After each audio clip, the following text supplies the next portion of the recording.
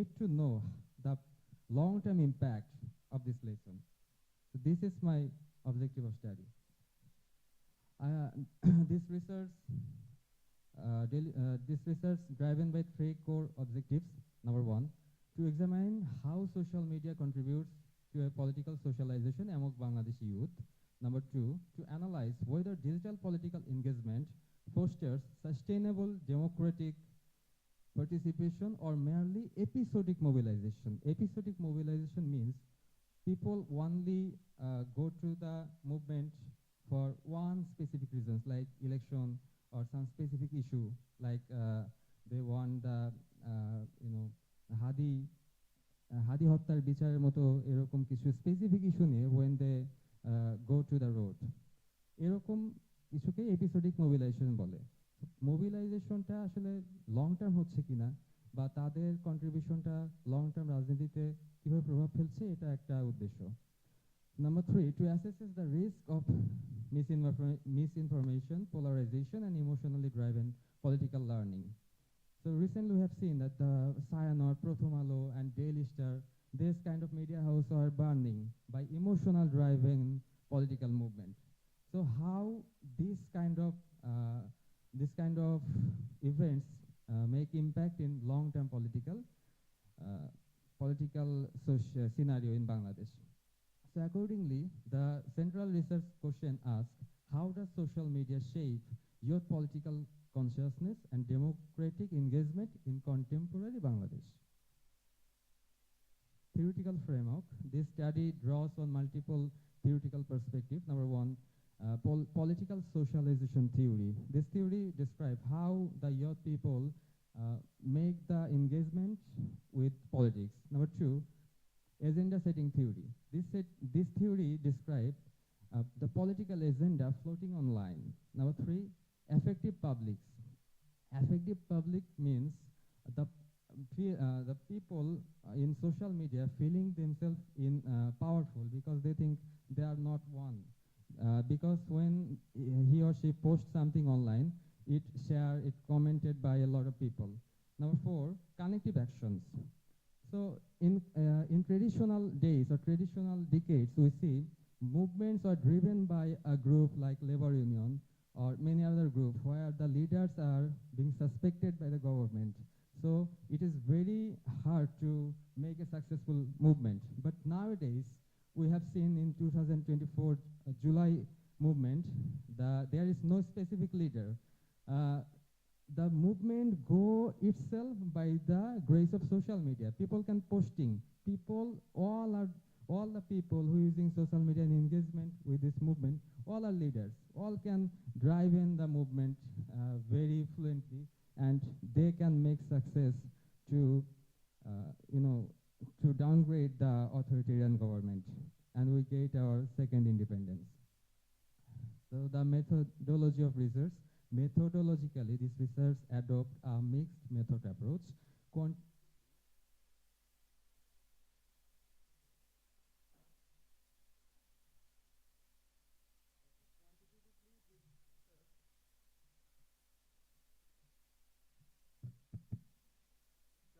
Structured survey was conducted among 300 university students from both public and private institutions.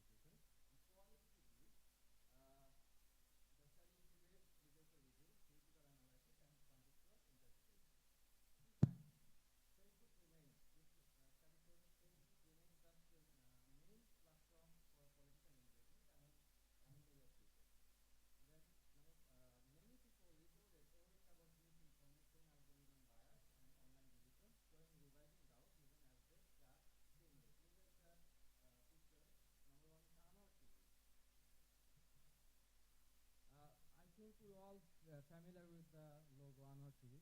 This kinds of sarcastic pages are very popular in Facebook right now. They make political sarcasm, and number two, Prothomali is they use a fake photograph very similar to Prothomalo, and they spread sarcastic news. So that is not problem.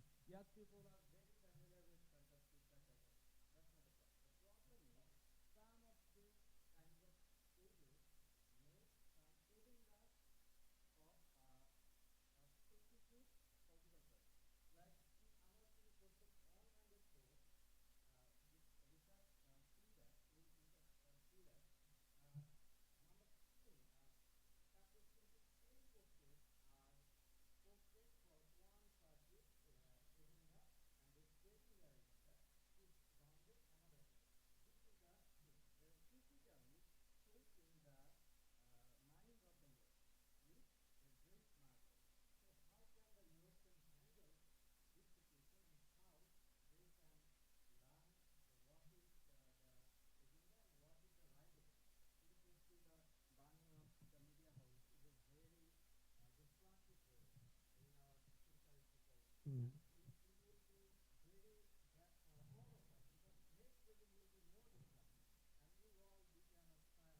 Sheikh Khuda, in 1 minute, please.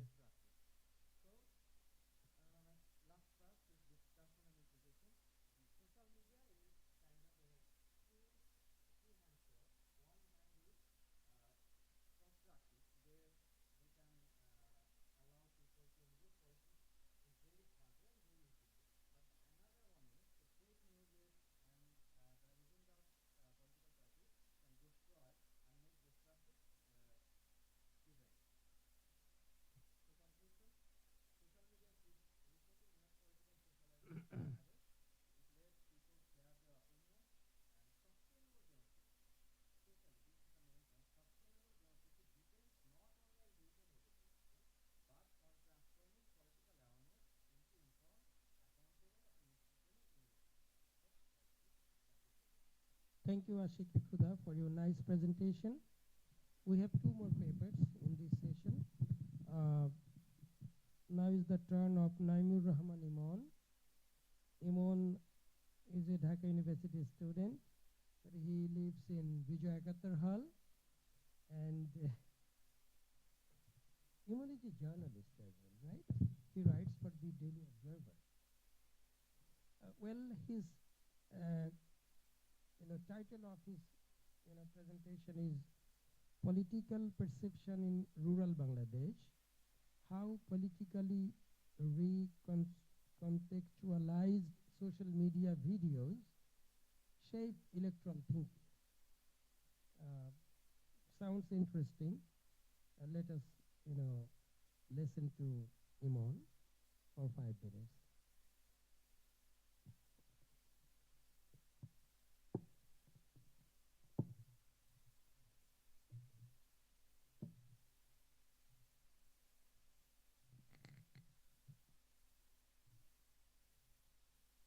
Last year, July regulation marked the initiation of e-regulation in this country. People of this country took resort as social media instead of taking the streets at the face of coercion. Examples: draconian Digital Security Act, indiscriminate arrests, and finally internet shutdown.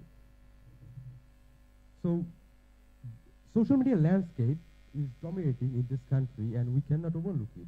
And it is extending beyond the urban areas, making its way to rural regions. So basically when it comes to statistically the number of voters, rural people dominate. So that's why, ladies and gentlemen, I cordially welcome you to this session for listening to my story. The story behind my research, which is titled as Political Perception in Rural Bangladesh, How Politically Recontextualized Social Media Videos Shape Electoral Thinking.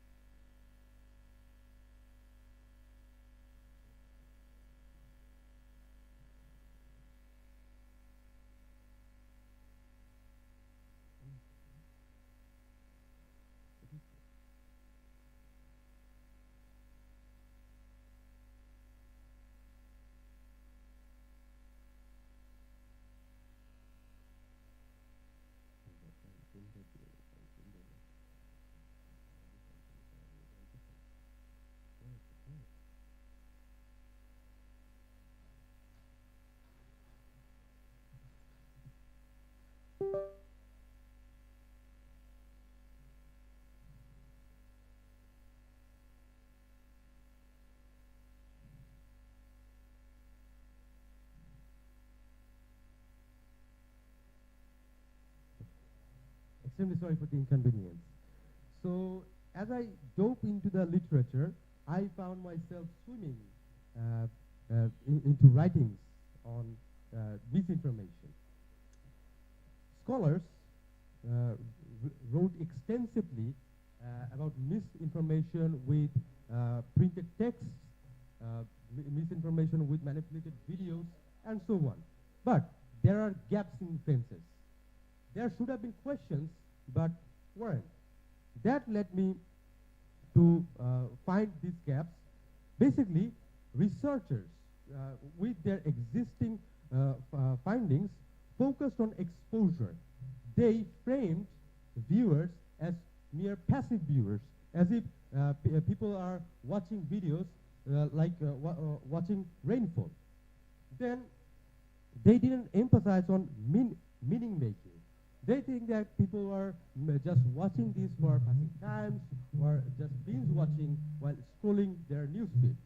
But what if these people become active viewers and they filter each content through their very fabric of life? And number three, these papers were basically conducted research through the lenses of political science and sociology. But what if we look into it through a lens of communication? So that led me to three questions that would set the mark on my research and guide me throughout the journey. First of all, why do villagers watch these videos? And second, how do these videos change people's thoughts? And do people think they're affected differently than others? Shall we begin? So let's carefully look at the findings. So basically, the videos that I found them watching are not just mere entertainment videos. They are carefully crafted political pieces of communication. And they are not created and disseminated to inform. They were disseminated to inflame their existing outrage, to evoke their emotions with anger, fear, and so on. So the pattern of framing of those contents were consistent. Meme-based mockery, which sometimes became weaponized ridicule and to attack one opponents and attack on opponents aggressively and create anti-candidate narratives. So those were emotionally framed with outraging captions. Each of the captions promised that there will be a controversy or an outrage, and those contents were disseminated through anonymous political pages, which were untraceable. So as I analyzed those contents symmetrically, I found patterns like constellations in the night sky. First of all, we would look into the emotional tone. So as I've already mentioned, those contents were carefully crafted and curated with engaging emojis, provoking captions that actually set an emotional tone for the viewers. The framing style consistently mockery and anti-candidate narratives, and then there was no sources. Sources of those contents were untraceable. The visuality was basically visible that each content was basically a cut piece taken out of context and means that distorted the reality. Imagine a hour-long video of a politician had been cut shortly into a meme-based mockery, which are basically inflammable. Then those visual editing that actually set the mark, those cut clips and memes, which are exaggerated visuals. And then there are engagement triggers with emojis and clickbait captions and share prompts to encourage interaction, making each viewer a potential distributor of misinformation. So when I ask people why do they watch these videos, their reaction or reply painted a complex picture of your life. 45% of my cell group admitted that they watch these videos merely for entertainment. Well, that can happen because in these villages, entertainment sources are limited. So that's why they can turn to social media for a digital escape from their daily routine.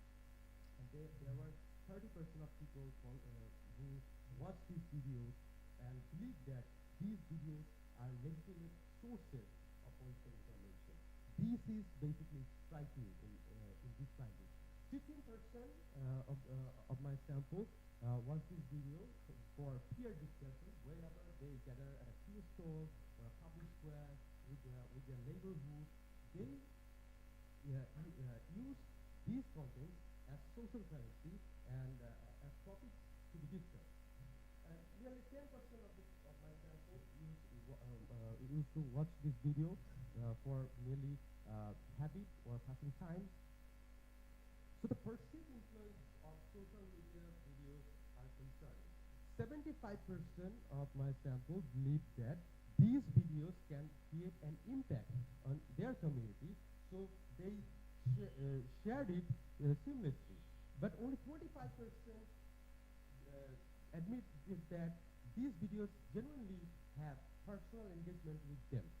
This is classic third-person effect, which is my theoretical framework that I build on, where we believe that we are immune to manipulation while others are vulnerable.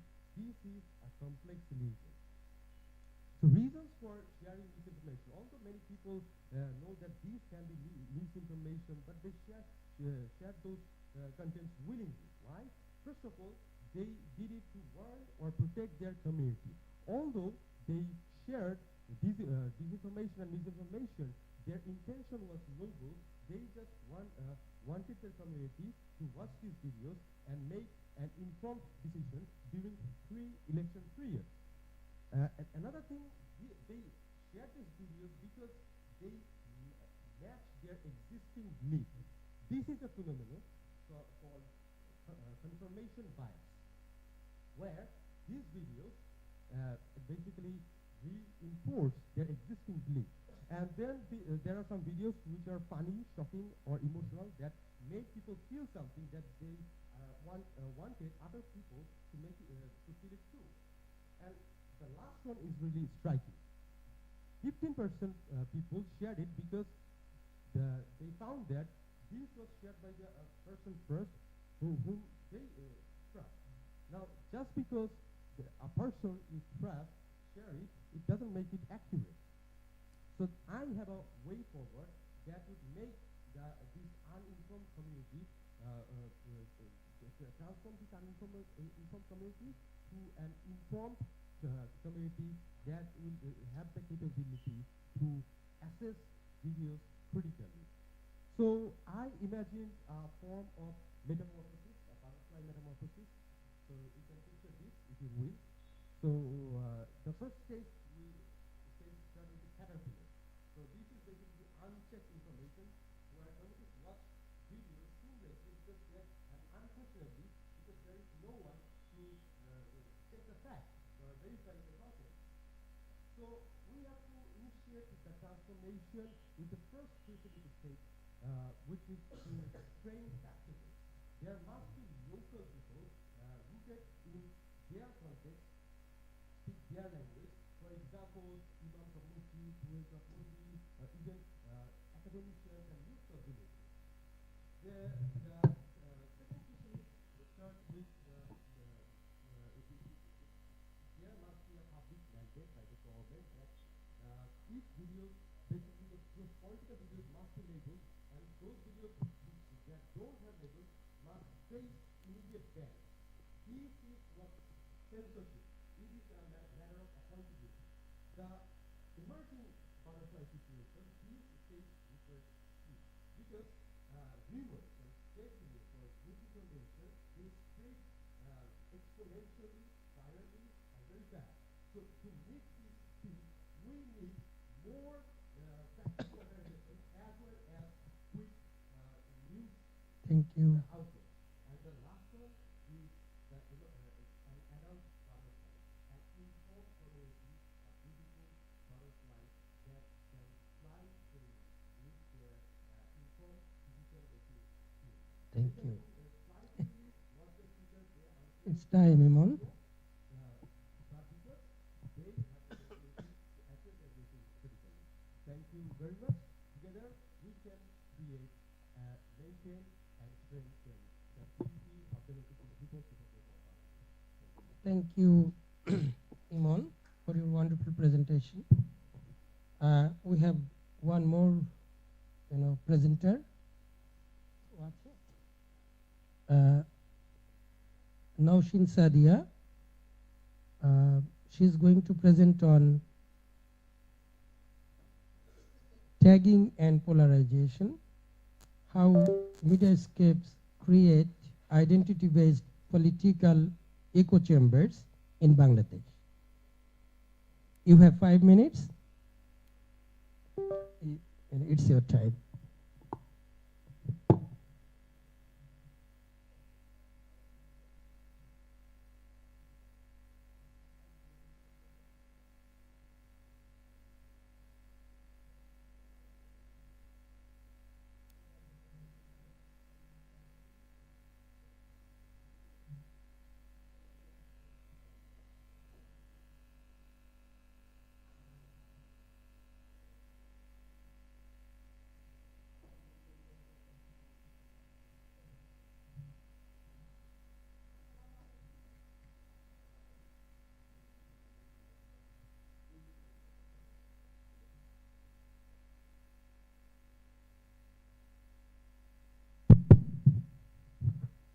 Assalamu alaikum everyone.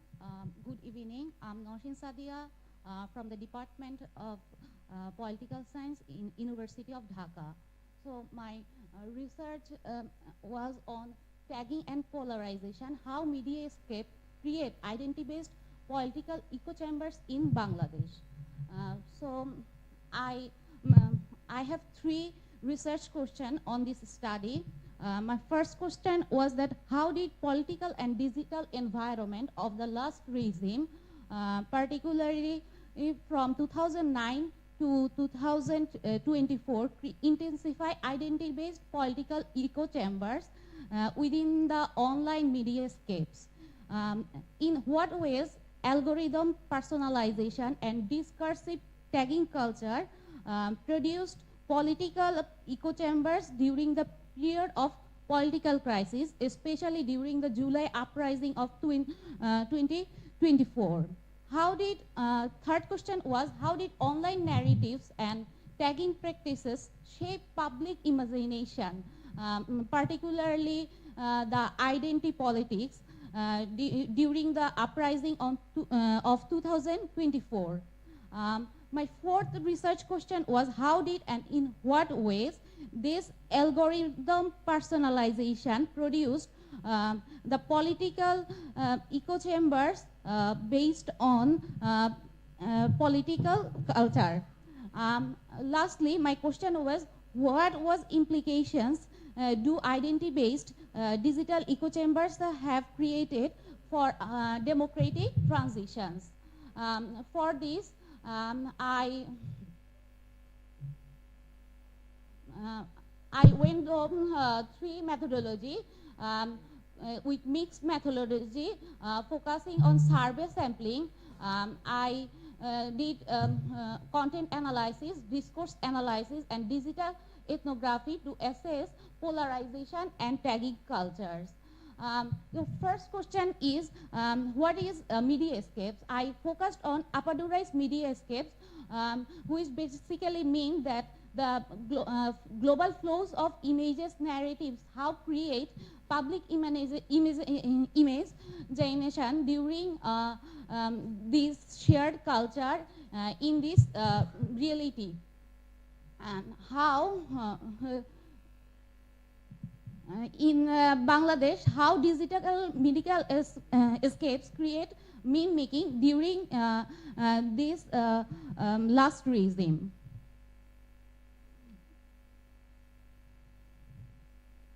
For data sources and sampling, I used public posts and captions from Facebook from June to August 24, highlighting the high engagement and political relevance. I did not use any personal information.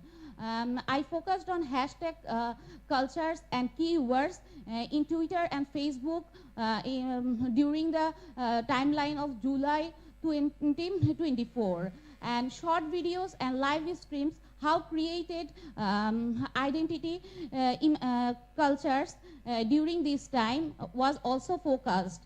by analyzing YouTube videos and TikTok videos. Visual memes and images, how created symbolic motif for July uprising was also analyzed. And reports from NGOs, Human Rights, Human Watch was also analyzed by analyzing the reports from 2010 to 2024. Due to short time, I directly going to key analysis and finding. For sampling, I did a survey of 55 respondents on social media users in Bangladesh, combining qualitative patterns with quantitative insights, focusing on digital mediascapes, tagging practices, and algorithm effects on political polarizations. Those 5 mentioned research questions also cover the online behaviors, content engagement, and identity considerations.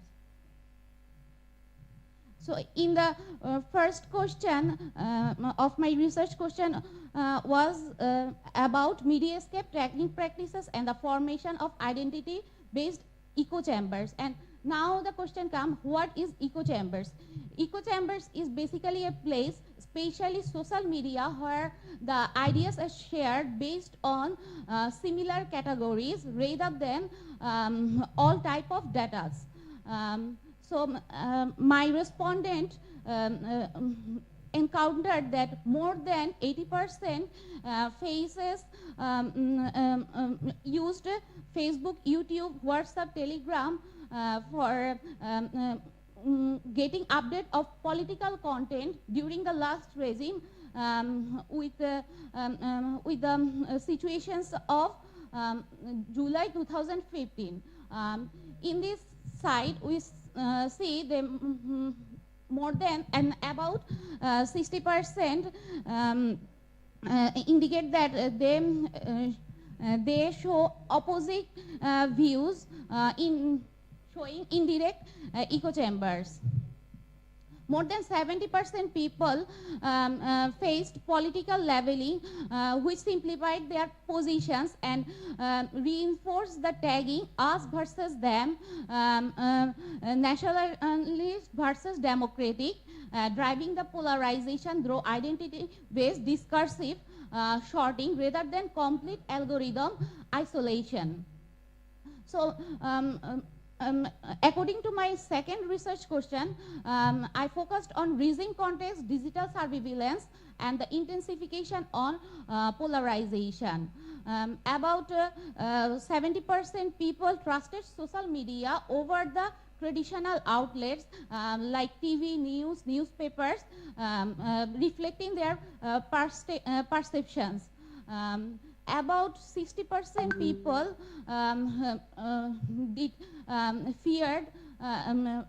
was in fear of monitoring. All we know about the Digital Security Act, so it influenced to fear the monitoring cultures. It also impacted on to reduce the digital engagement on social media, not to let them share their political views and perceptions. Later, my third question was on algorithmic personalization and discursive tagging cultures during political crises, especially during the July uprising. In this part, we see that about 60% experience consistent ideological alignment, but more than 45% reported politically repetitive feats indicating gradual echo chambers formation. More than 70% people noted that negative tagging culture was immense, that led behind of positive tagging cultures.